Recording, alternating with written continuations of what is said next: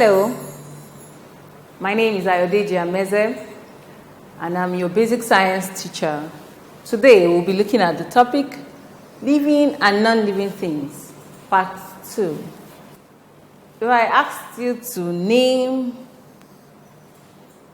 the object in this picture, what would you most likely call it? Would you call it an iron? Yes, most likely.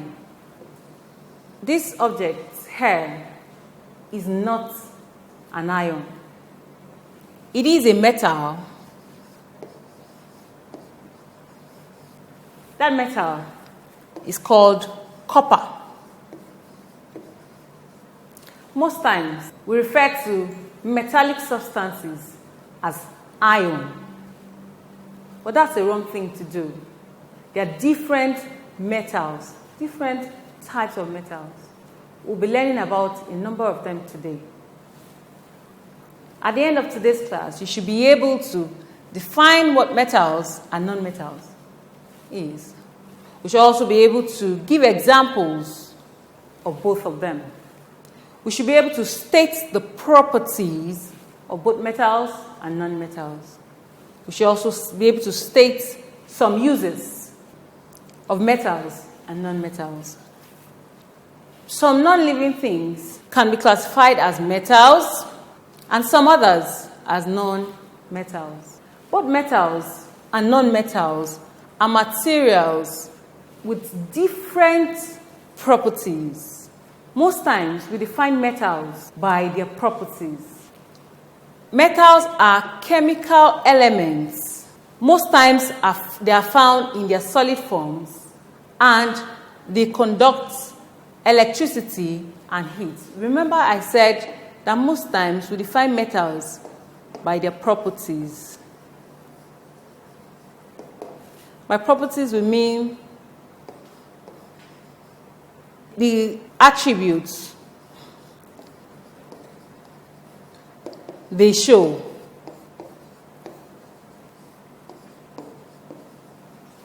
Some examples of metals include gold, silver, copper, aluminium, etc. Metals are usually formed or found in rocks naturally. Most metals. When you find metals that you can extract from rocks, they usually describe them as ores. Like we can see here, we have some metals embedded in this rock. A person can extract these metals from this rock. By extract, bring out, remove these metals, and make use of the metals to do whatever he wants to. Metals also combine with other substances. When they combine in that way, we refer to them as alloys of metals. For example, bronze. This is bronze.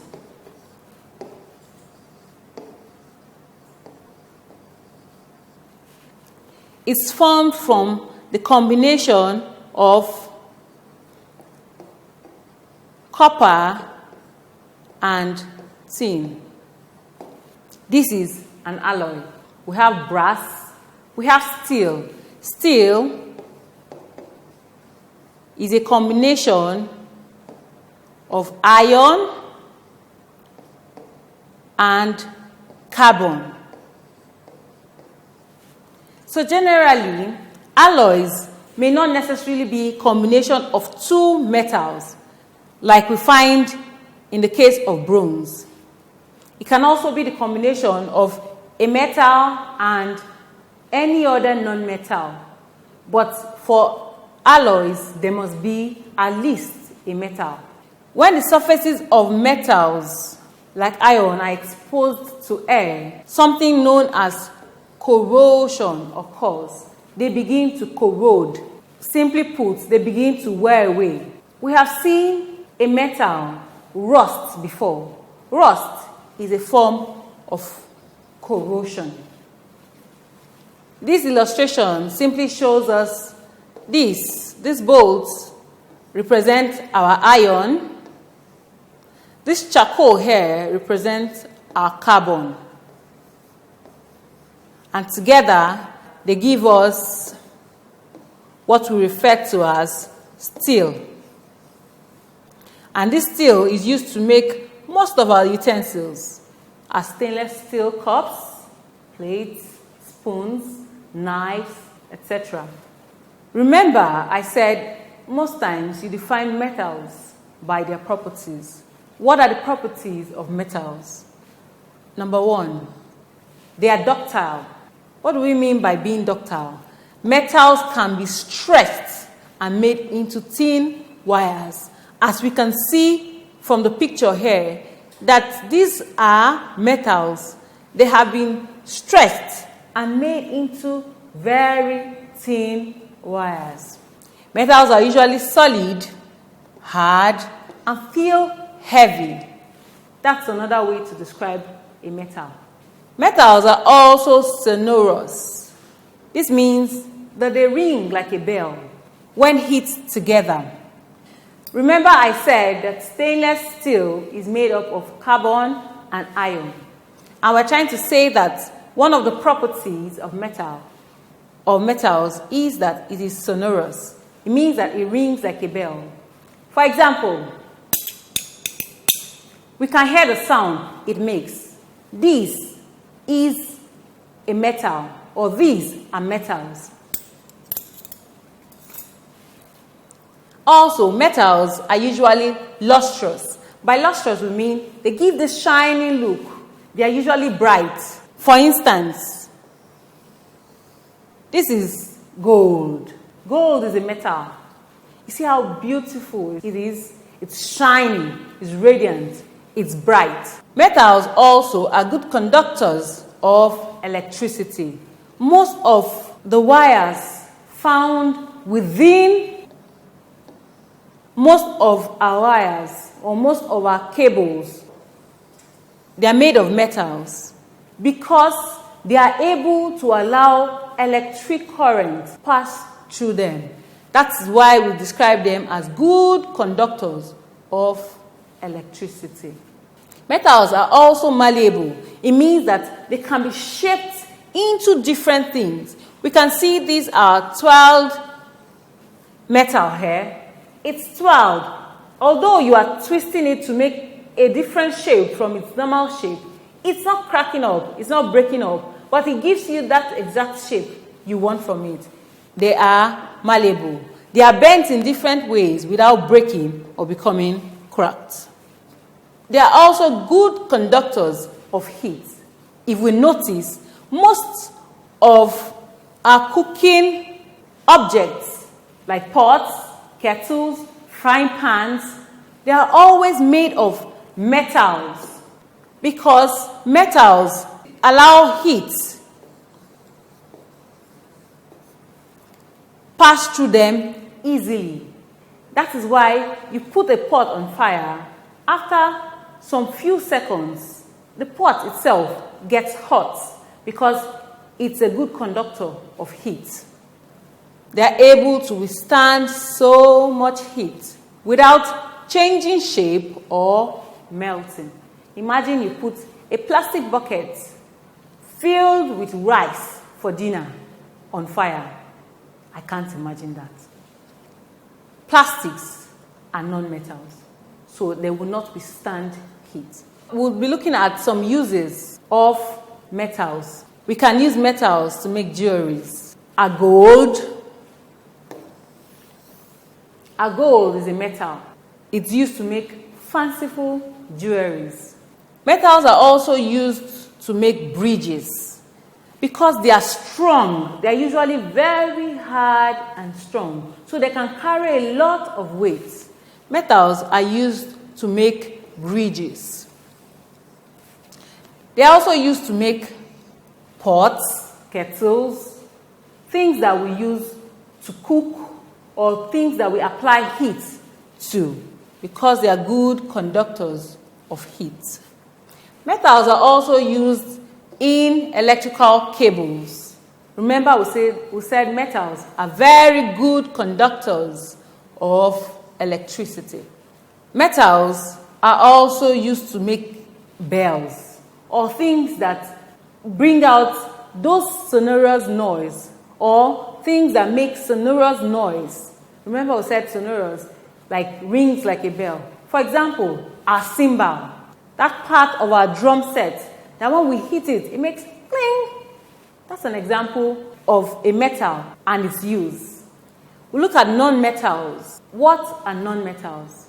Non-metals are all those other chemical elements that do not have the same properties as metals.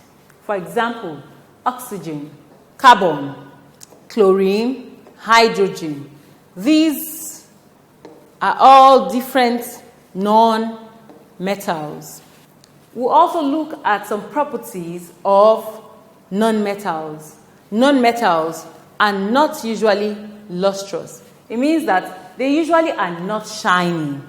Like we can see this non-metal here. It's so dull. It's not shiny. Most times, non-metals are not lustrous. They also are not good conductors of electricity, except graphite. Graphite is a very good conductor of electricity, even though it's a non-metal. Most metals also are not malleable. You cannot bend them into desired shape. They would only break and shatter. Further properties of non-metal, they are not ductile. They can't be shaped into tiny wires. They are also not good conductors of heat. Non-metals do not ring like bells when hit together. That means they are not sonorous. Imagine you have two charcoals. When you hit them together, what happens? You just hear pop. You do not hear that cling that you will get when we hit together two metals. So they are not sonorous. For my example here, we're trying to explain that non-metals are not good conductors of heat. That's why most times non-metals are used to make the handles of cooking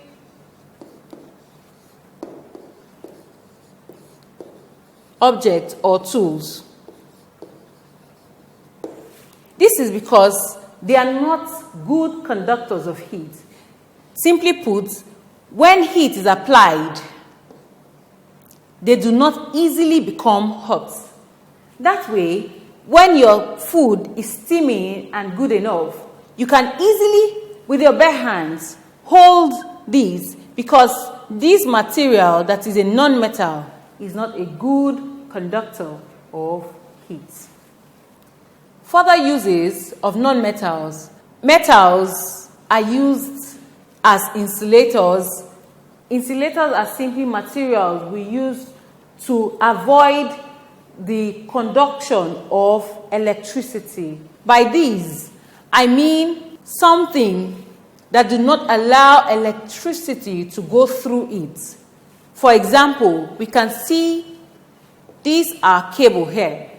Our cable has within it some metals. Remember, metals are very good conductors of electricity. These metals are the things that will allow current pass through them. But outside it is this material here that will not allow electricity to pass through it. That is why a cable, even though it's plugged, when you step on it, it doesn't shock you because this material outside does not allow electricity pass through it to your leg. Therefore, you don't get that shock. So they are good insulators. They prevent electricity from passing through them. Some further examples, carbon, which is a non-metal, is used as fuel. Non-metals also, like oxygen, we breathe in oxygen. We use chlorine to ensure that our water is purified. We use nitrogen our fertilizer combination to make our plants grow. These are other uses of non-metals.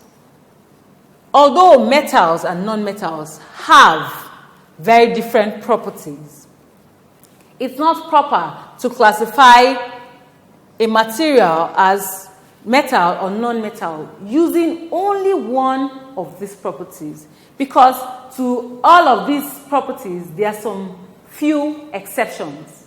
So if we pick that thing and judge it based on what we have seen, just that property, then we would have classified it wrongly. To further explain that point, let's look at some examples. Non-metals. Diamond here is a non-metal, but diamond is very lustrous. Remember I said lustrous means shining, bright and beautiful. We know that diamond has this radiant look. It's always shining. It glitters, but it's still not a metal. Diamond also is very hard. As a matter of fact, it is the hardest naturally occurring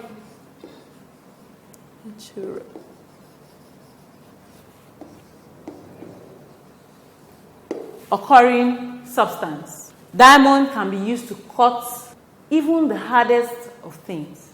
That's how hard diamond is. Yet, it's a non-metal. Why would we now classify it as a non-metal? It is not malleable, it is not sonorous, it's not even a good conductor of electricity. So we cannot classify it as a metal because it is lustrous and hard. Graphite also is a very good conductor of electricity. That is one of the characteristics of metals. But it does not show, it's not malleable, it's not sonorous, it doesn't even glitter. So we cannot classify graphite as a metal. Let's talk about non-metals and some exceptions why we cannot use one or two properties to classify a substance as metal or non-metal. Remember that metals are usually hard and solid, but mercury and gallium are always liquid at room temperature. The others are usually solid and hard, but mercury and gallium are usually liquid. Therefore, we cannot, based on the fact that they are liquids, classify them as non-metals because they actually have the other properties of metals. Again, sodium and potassium can be cut very easily. Remember that metals are supposed to be hard, but these metals are actually not hard. Sodium, as you see in your sodium chloride, your sodium salts, your common salt, they are not hard. They can easily be chattered, yet they are classified as metals. So we cannot classify any substance based on one property.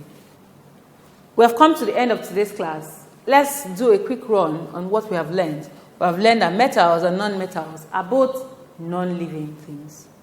We also learned that metals are chemical elements that are solid in form and conduct good electricity. Remember that we can describe metals, or we describe metals based on their properties. They are usually lustrous, malleable, ductile, sonorous, etc. Metals can also be used to make jewelries, bells, bridges, and so many more things. Non-metals, on the other hand, can be described as chemical elements that do not have the same properties as metals. Non-metals are brittle, they are insulators, they are poor conductors of heat, etc. Non-metals, like oxygen, we breathe in oxygen. Chlorine, we use to purify our water. Nitrogen, we add it to our fertilizer to allow our crops grow. A quick one. I'll ask us a question. Which of the following is not a property of non-metals? A. Non-metals are very good insulators. Are they very good insulators? Non-metals are good conductors of electricity. Is that true? nonmetals are usually poor conductors of heat. The correct answer here is that nonmetals are good conductors of electricity. Remember, we said which of the following is not a property? Yes, it's very true that nonmetals are good insulators. It's also true that nonmetals are poor conductors of heat. But nonmetals are not good conductors of electricity. So the correct answer here is B. That will be all for today's class. Thank you.